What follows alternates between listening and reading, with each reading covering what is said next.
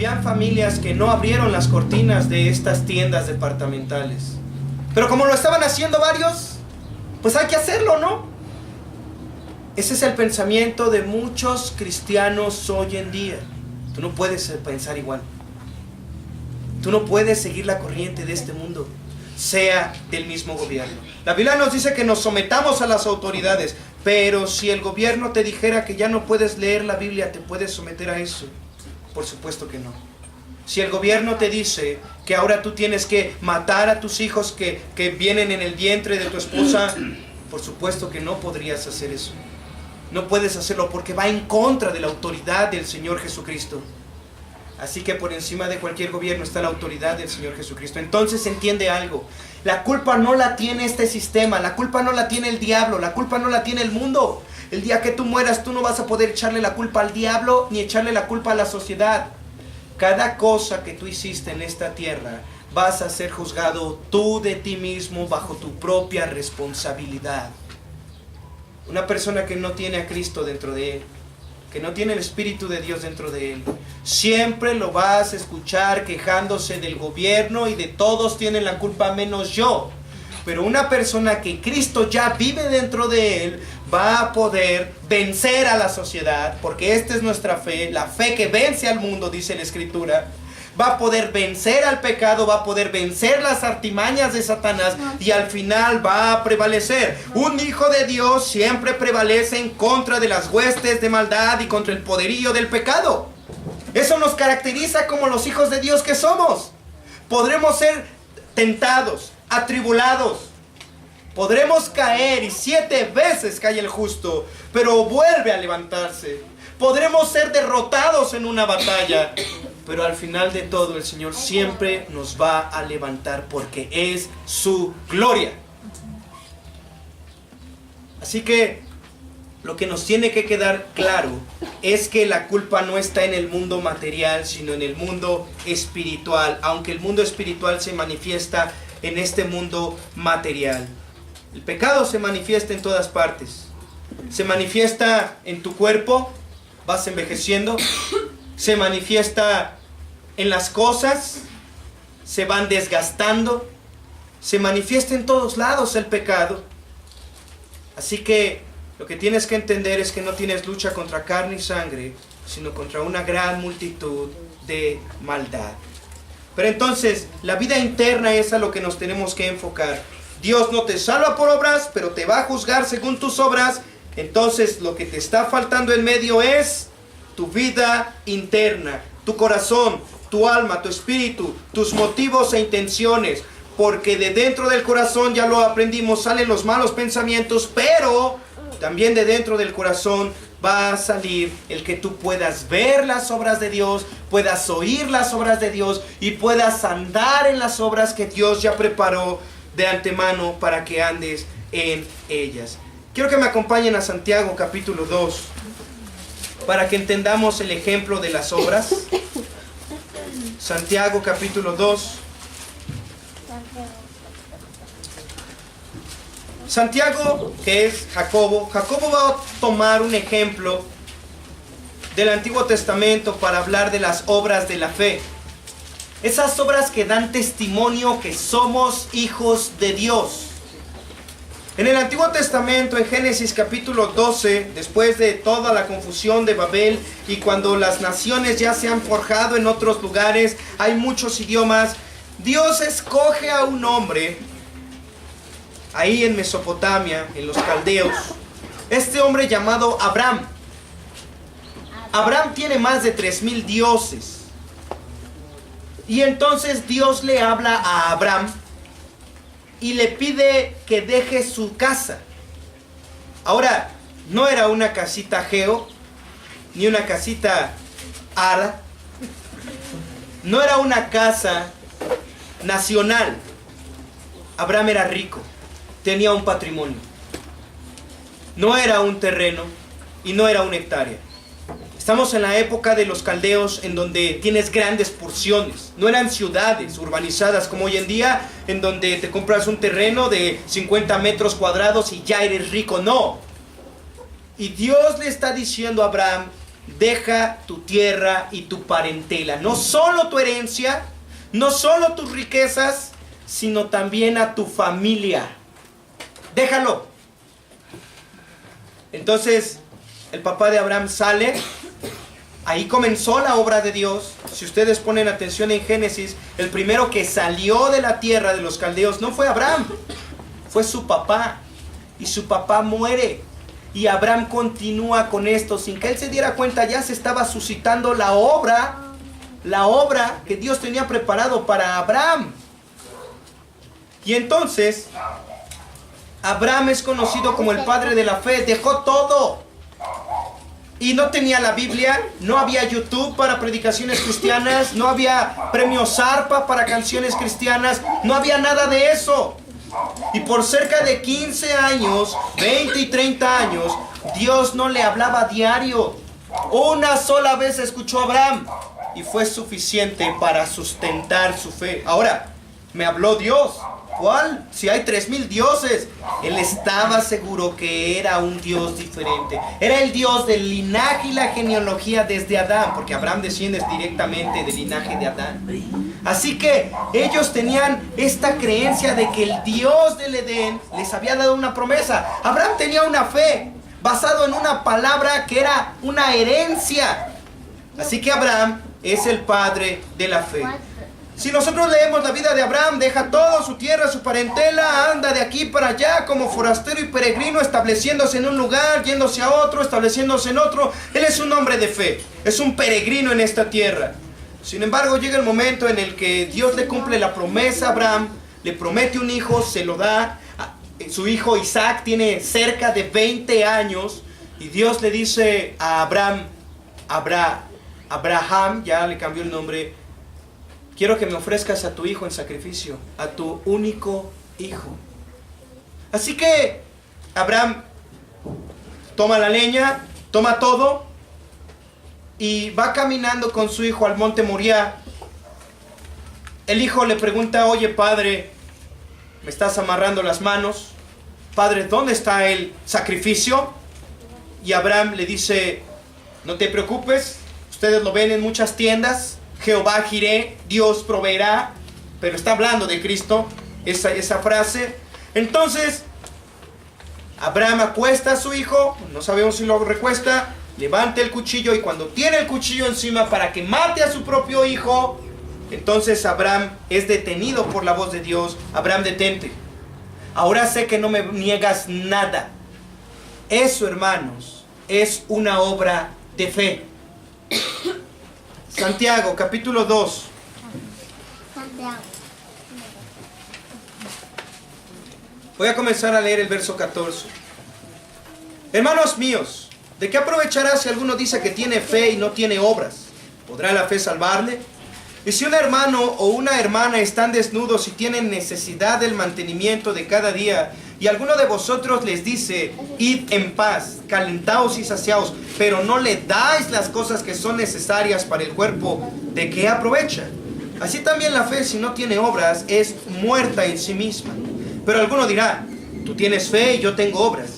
Muéstrame tu fe sin tus obras, y yo te mostraré mi fe por mis obras. ¿Tú crees que Dios es uno? Bien haces. También los demonios creen y tiemblan.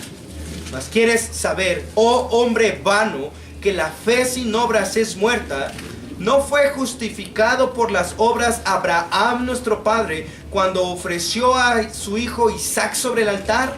¿No ves que la fe actuó juntamente con sus obras y que la fe se perfeccionó por las obras? Dios te salva sin obras, pero te va a juzgar por obras. En medio está la pieza faltante. Cristo en ti es el que produce esas obras, porque aprendimos que Cristo dijo: yo no hago mis obras, sino que las obras que el Padre me dio, que el Padre me revela y que el Padre manifiesta a mí, esas obras son las que yo hago. Así que en aquel día vas a ser juzgado por las obras. Y si las obras que tú hiciste no fueron producidas por Dios, entonces Dios no estaba en tu vida. Y hay un infierno esperando. Así que no son las obras o las intenciones las que tú quieres llevar a cabo. Porque las intenciones es rebelión abierta en contra de Dios. Ve a Saúl en el Antiguo Testamento. Cambió la palabra de Dios. Maté a todos, pero me quedé con lo mejor del reino. ¿Sabes por qué se le contó eso? Por rebelión. No, pero es que en un 80% sí hice la obra de Dios. Solo me falta un pequeño 20%. No está completo, no es obra, no es trabajo. Nosotros lo sabemos bien claramente. Si yo no tengo la caja de las vajillas de cerámica puestas en su caja, empacada y sellada con su nota, no es una obra. No he terminado el trabajo. Y Dios no es un Dios que se complace en que nosotros hagamos las cosas a medias. La palabra para alguien que hace las cosas a medias es mediocre. Alguien mediocre es alguien que hace las cosas a medias, alá y se va. Como hijos de Dios, por eso es que nos esforzamos en lo que hacemos. Hacerlo bien para el Señor, y es lo que el texto nos va a enseñar. Porque si en cosas tan pequeñas como poner una repisa, la hago alá y se va, ¿quién me garantiza que estoy oyendo las obras de Dios que Él está produciendo en mi vida?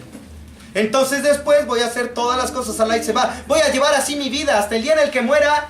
Mis obras no fueron hechas en Dios. En un momento vamos a eso. Así que ya tenemos el ejemplo de Abraham.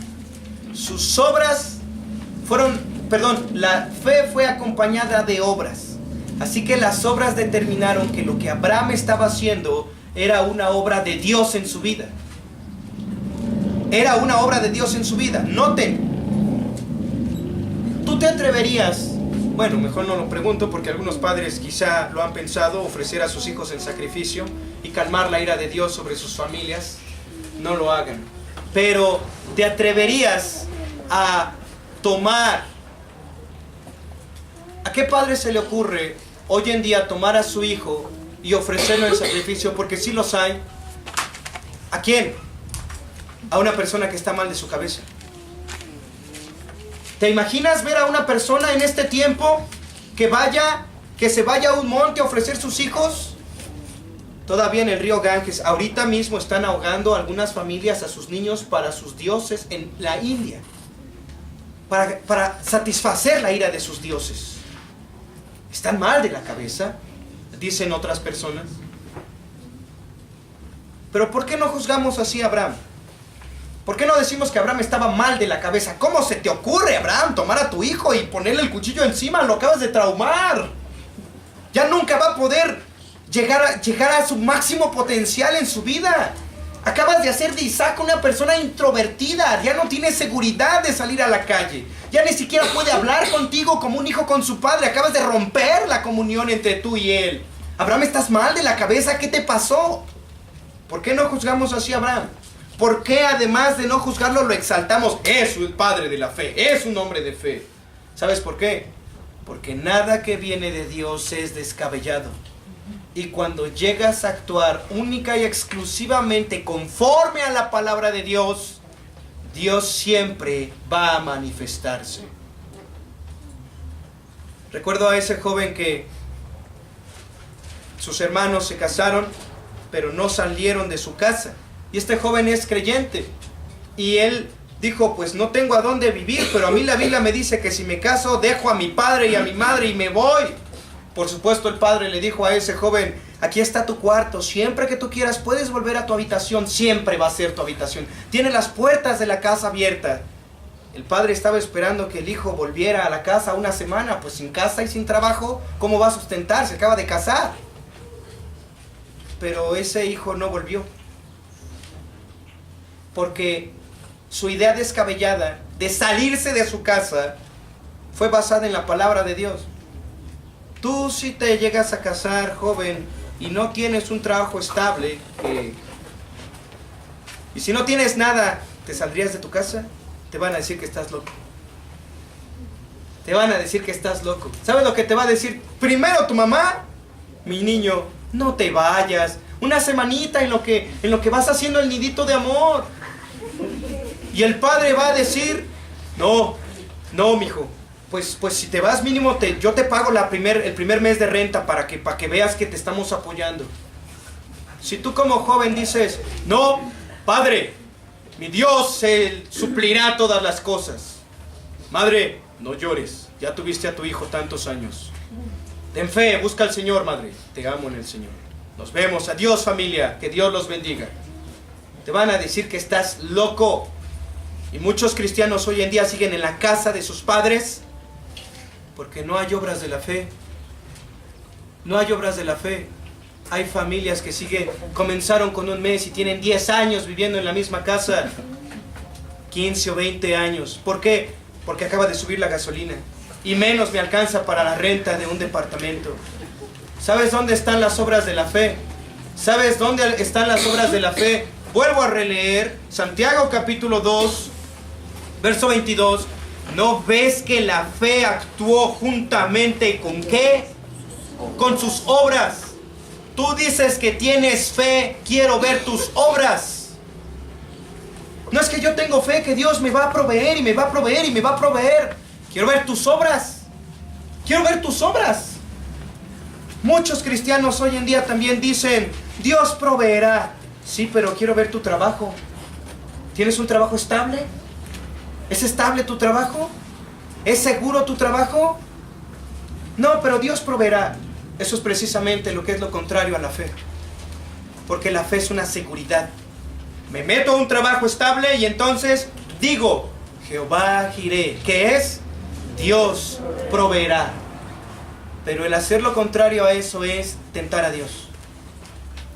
Y es un mal testimonio como cristianos. Andar por la vida de holgazanes diciendo, Dios proveerá. Eso no es algo que honre al Señor. Así que la fe va de la mano con las obras. Hoy en día vemos a mucha gente, y principalmente observen a los hombres que están predicando la Biblia. A mí principalmente, y de ahí a los demás varones de esta iglesia.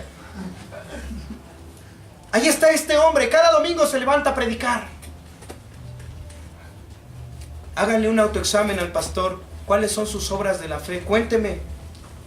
No, es que iglesia, yo quiero decirles que ustedes no me pagan, pero mi papá me sigue depositando en mi cuenta Banamex Junior Kids.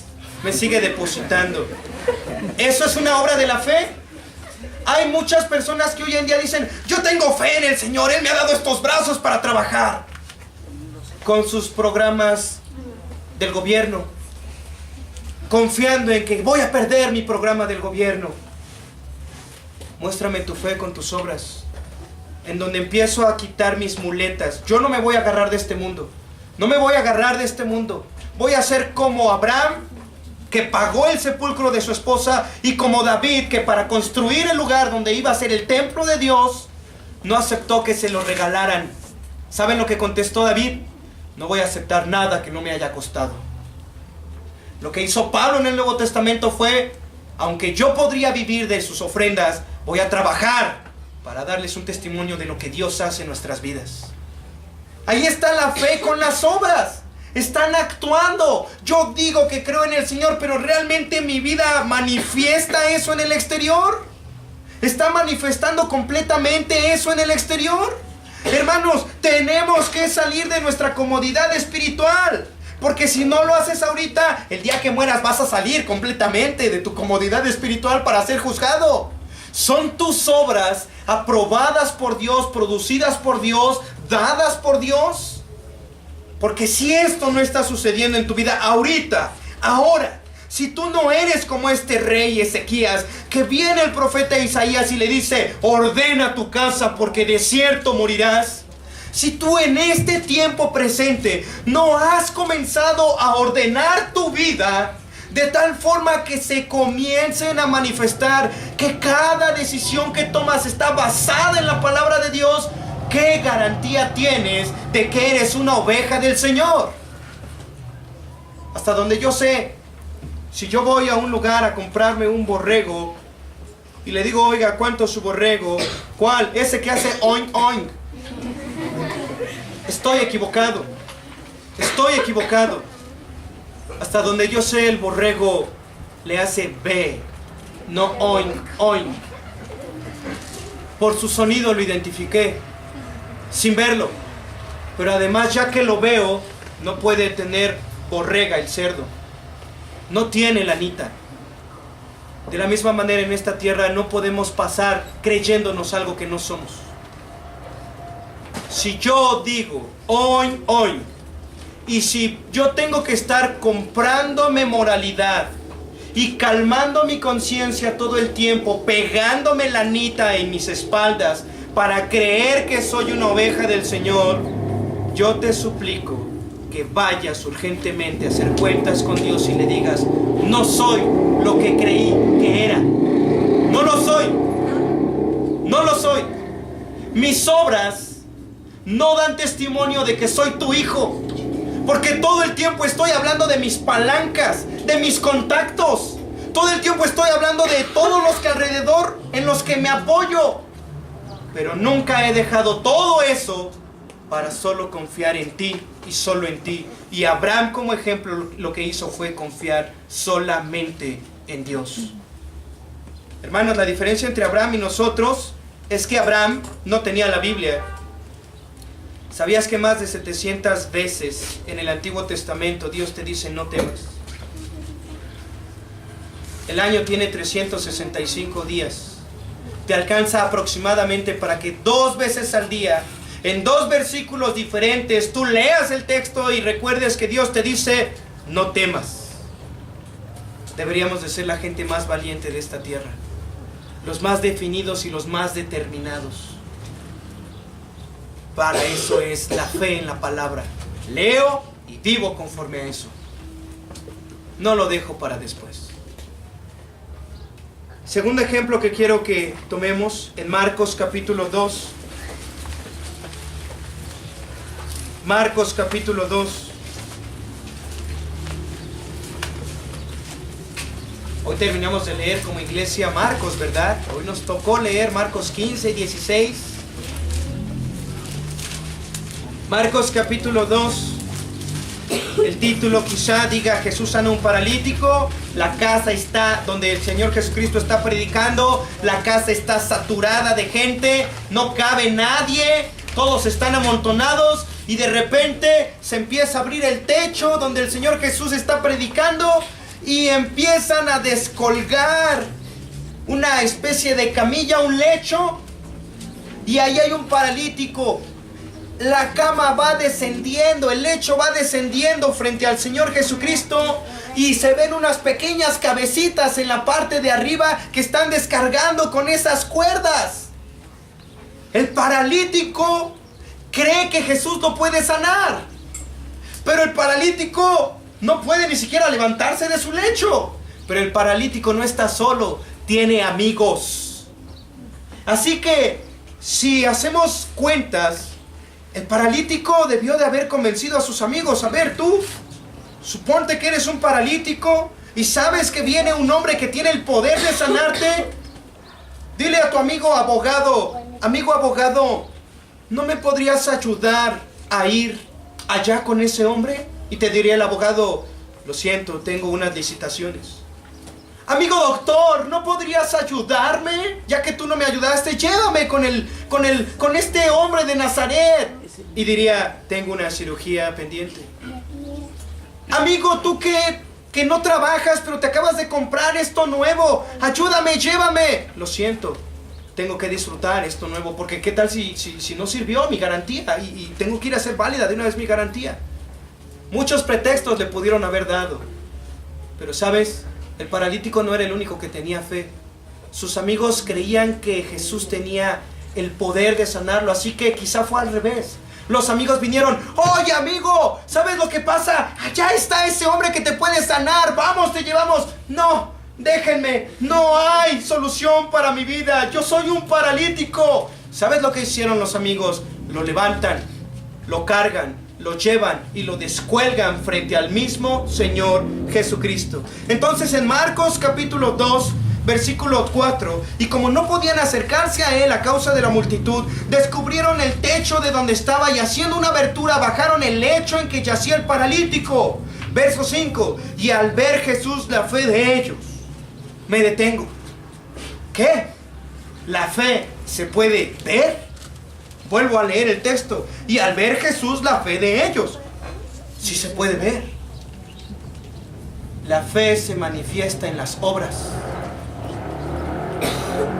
Tú puedes decir que tienes fe.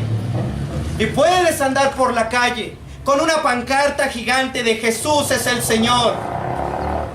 Pero la ira todavía no ha sido quitada de tu vida, sometida. Pero todavía no has podido pagar esa cuenta que debes atrasada. Pero todavía no has comenzado a enseñarle a tus hijos porque no sabes leer. ¿Sabes tú que la fe se manifiesta en obras? Y si tú dices que crees, jamás olvido a nuestra hermana Marta en la Sierra de Guerrero.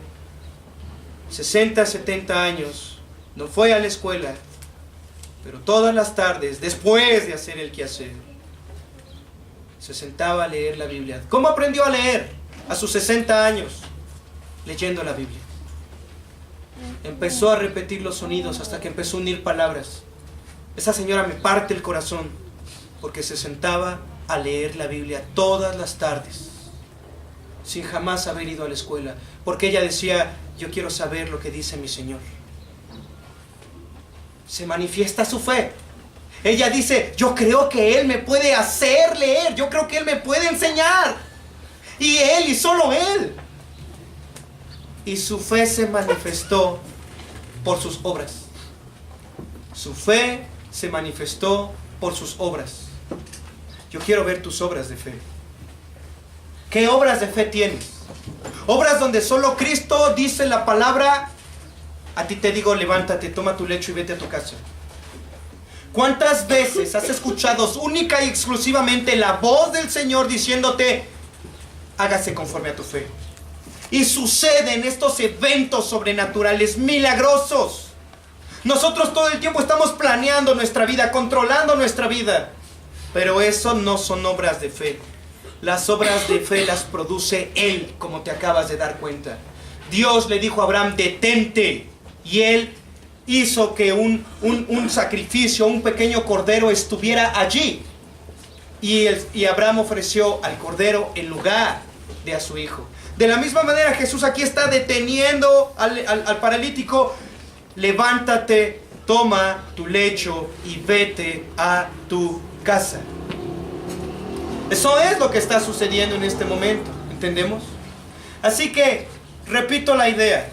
Tú no eres salvo por tus obras, pero vas a ser juzgado por tus obras. La pieza faltante en medio son las obras de Jesús en tu vida. Jesús le dijo al paralítico, levántate y vete a tu casa. Dios le dijo a Abraham, detente. Debes de saber escuchar entonces la voz de Dios en tu vida. No puedes estar planeando tus obras. Detente y aprende antes que todas las cosas a escuchar la voz de Dios sobre tu vida. Para que el día que mueras sepas que tus obras han sido creadas en Dios. Acompáñenme a Juan capítulo 3, por favor.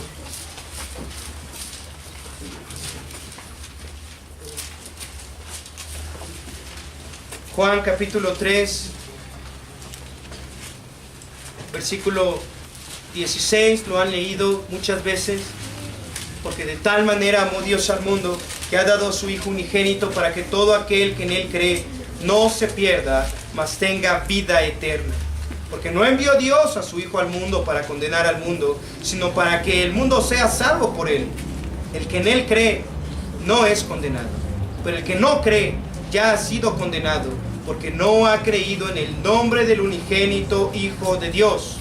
Y esta es la condenación, que la luz vino al mundo, y los hombres amaron más las tinieblas que la luz, porque sus obras eran malas. Porque todo aquel que hace lo malo aborrece la luz y no viene a la luz, para que sus obras no sean reprendidas. Mas el que practica la verdad viene a la luz, para que sea manifiesto que sus obras son hechas en Dios. El verso 16, mucha gente lo ha escuchado y lo conoce. De tal manera amó Dios al mundo. Hasta ahí mucha gente se lo sabe de memoria. Pero olvida la otra parte. Jesús vino al mundo no para condenarte, sino para salvarte. Y una vez que Él te salva, versículo 21, mas el que practica la verdad viene a la luz. Una vez que Él te salva, hay un cambio en el interior en donde todo lo que tú haces, quieres que Dios te lo autorice. Me he encontrado con hermanos recién convertidos que dicen, hermano, yo iba a tomar esta decisión, pero como que no estoy muy seguro. ¿Qué dice la Biblia? Cuénteme qué dice la Biblia. Entonces yo los volteo, los miro y digo, no hay mayor duda. Tú no podrías ser salvo si no tuvieras ese temor. Pero hay otros que dicen, yo soy salvo. ¿Y por qué estás haciendo eso? Pues Dios me va a perdonar tarde que temprano. No hay un temor. El verso 21 dice, el que practica la verdad. Una vez que eres salvo, ahora te interesa hacer las cosas a la manera de Dios. Y por eso quieres aprender más la Biblia, para saber si lo que estás haciendo Dios lo avala. Pero en el versículo 20 vemos otra característica. Dice, porque todo aquel que hace lo malo aborrece la luz y no viene a la luz para que sus obras no sean reprendidas. Cristo es la luz. Sin embargo, también la Biblia nos habla que la palabra de Dios es luz. Lámpara es a mis pies, lumbrera a mi camino. Así que Cristo es la palabra encarnada. ¿Te imaginas que si tú escribes la palabra verbo en una hoja, pues está en una hoja? Pero ahora te imaginas que las palabras verbo salieran de la hoja y se materializaran en carne y hueso. Jesús es la luz, el verbo hecho hombre, la palabra de Dios hecho hombre. Así que vemos cuando una persona no hace las cosas a la manera de Dios, no está haciendo estas obras de la fe. ¿Cómo lo sabemos? Verso 20. Pongan atención, porque todo aquel que hace lo malo aborrece la luz. Es esta actitud de una persona cuando ya esta persona va a tomar una decisión y tú le dices, oye, ¿estás seguro de que quieres hacer eso? ¿Por qué? Sí, ¿por qué? No sé si recuerdas el pasaje de la Biblia en donde dice que no, tú siempre quieres usar la Biblia para todo. No, o sea, para todo la Biblia no, ¿cómo crees? O sea, ahorita hay que actuar, ya después vamos a ir aprendiendo y todo. ¿Sabes lo que está haciendo ese tipo de gente? Está separando las cosas. Pero en aquel día tú vas a ser juzgado, no por dos cosas separadas, sino por una sola cosa. Si las obras que hay en ti no fueron producidas por Cristo, ¿quién te garantiza que tu nombre esté escrito en el libro de la vida? Hay un infierno esperándote. No puedes pasar la vida engañándote en que yo ahorita hago y dices, es este tipo de gente que dice, Dios siempre ha estado conmigo. Perdónenme que exprese mis sentimientos, pero eso me enoja. Escuchar que una gente dice, Dios siempre ha estado conmigo, nunca me ha fallado, nunca me ha dejado, yo siempre estoy con Él, eso me hace enojar más. Porque primero ellos dicen que Dios está con Él. Y segundo dicen que Él siempre ha estado con Dios. ¿Sabes por qué? Porque es contrario a lo que Cristo hizo. Si Dios siempre hubiera estado contigo, estás pisoteando la sangre de mi Salvador. Porque si Dios siempre hubiera estado contigo, no hubiera sido necesario que Jesús viniera a la tierra a ser aplastado por la ira del Padre. Pero como Dios no ha estado contigo, sino que Dios te aborrece y está esperando a que mueras y seas juzgado para ser lanzado a un infierno, cobra sentido que de tal manera amó Dios al mundo y dio a su Hijo para que yo no sea condenado. Como Dios no estaba conmigo, por eso el Hijo tuvo que venir a la tierra a morir en mi lugar, para que ahora yo esté con Él. Por eso Jesús vino a buscar y a salvar lo que se había perdido. Es tan importante esta parte porque la gente anda por allí diciendo, Dios siempre ha estado conmigo. Pero entonces yo le digo, si Dios siempre estuviera contigo, ¿por qué le contestas así a tu esposa? ¿Por qué tratas así a tus hijos? ¿Por qué no trabajas diligentemente? ¿Por qué tu vocabulario es lleno de maldiciones y groserías? ¿Por qué en tu interior siempre tienes que contener ese huracán de maldad? Verso 20. Porque todo aquel que hace lo malo aborrece la luz. Le molestan los versículos, le molesta la Biblia. Le molesta cuando lo exhortas con la palabra. No así el Hijo de Dios. Dice la Escritura, da al sabio y te amará. Pero no le hables al necio estas palabras. Habla al necio conforme a su necedad, dice el texto, en el libro de Proverbios. El mismo Señor Jesucristo dice, al que tiene, se le va a dar más. Pero al que tiene poco, aún lo poco que tiene, se le quitará. Al final, en el libro de Apocalipsis, termina diciendo el apóstol, el que es santo, santifíquese todavía. Pero el que es inmundo, sea inmundo todavía. Solo hay dos tipos, hermanos. Solo hay dos tipos. Y si a ti te molesta tener que estar yendo a la Biblia para ver, a ver si puedo hacerlo, déjame decirte que tienes una actitud que es contraria a las obras de Cristo, porque el Hijo siempre se deleitó en las obras del Padre. Y si Cristo está en ti, lo que más quieres con todo tu corazón, con toda tu alma, con toda tu mente y con todas tus fuerzas es no tomar decisiones que sean contrarios a lo que Dios te enseña en su palabra. Eso da testimonio de tus obras de fe y eso da testimonio que eres hijo de Dios. Pero si a ti te aburre tener que pasar todo a la luz de la palabra, aquí el texto me dice que aborreces la luz y que no quieres venir a la luz para que tus obras no sean reprendidas. ¿Sabes por qué no vienes a la Biblia? Porque sabes lo que te van a decir, que estás actuando mal, que estás actuando mal. Y no estás dispuesto a que te vengan a decir y te vengan a exhortar. ¿Sabes lo que va a pasar con este tipo de corazones? Se empiezan a ir a las tinieblas. Se empiezan a endurecer y se empiezan a alejar de los demás, de los demás, de los demás.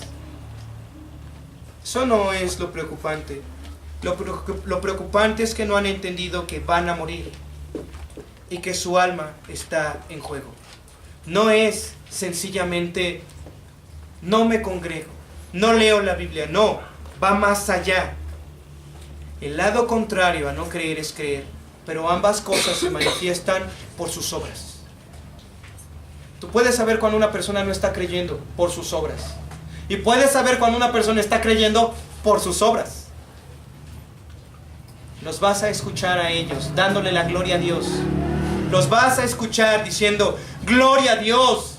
Esto es lo que yo estaba haciendo. Van a ser Anas de esta época. Por este niño yo oraba. Por este niño yo oraba y el Señor me lo concedió. Los cristianos no son personas que van y toman las cosas a la fuerza. Los cristianos son gente que espera el factor tiempo y ora, somete su carne, crucifica su carne, crucifica sus pasiones y deseos y ora y se esfuerza y arregla su vida y ora constantemente. Y cuando Dios hace una manifestación gloriosa en la vida de estos individuos, los hijos de Dios, el Hijo de Dios dice, por esto yo oraba. ¿Y saben qué hace? Es como esa persona que perdió su moneda. Sale a la calle y les dice a todos, gócese conmigo, porque por esto yo oraba y el Señor me lo ha concedido. Pero cuando no es realmente una obra producida por Dios, ¿sabes lo que haces? No lo compartes. Recuerdo a esa hermana que dijo, gloria a Dios, ya tengo un celular. Pero ¿sabes cuándo lo dijo? Cuando le marqué por teléfono un día y le digo, gloria a Dios, y qué bueno. Pero ¿saben? Me enteré 2 meses después que ya tenía celular nuevo. ¿Por qué no fui inmediatamente a decir, gloria a Dios, tengo esto? Porque lo había sacado en pagos y no quería ser reprendida. Oye, ¿cómo haces esto? Te estás esclavizando. A todo mundo le dijo. Sí, a todo mundo le dio el nuevo número, menos al pastor. ¿Por causa de qué? Porque sabía que estaba haciendo mal. Una persona sabe que está haciendo mal cuando se esconde, cuando no lleva las cosas a la luz de la palabra delante de Dios. Hermanos, cuídense. Cuídense del engaño del pecado y de las tinieblas. Cuídense. Todo lo que es del Señor se proclama a los 4 vientos. Glorifica a Dios. Todo lo que no es del Señor siempre lo vamos a hacer a escondidas. Como dice en el barrio bajo, bajita la mano.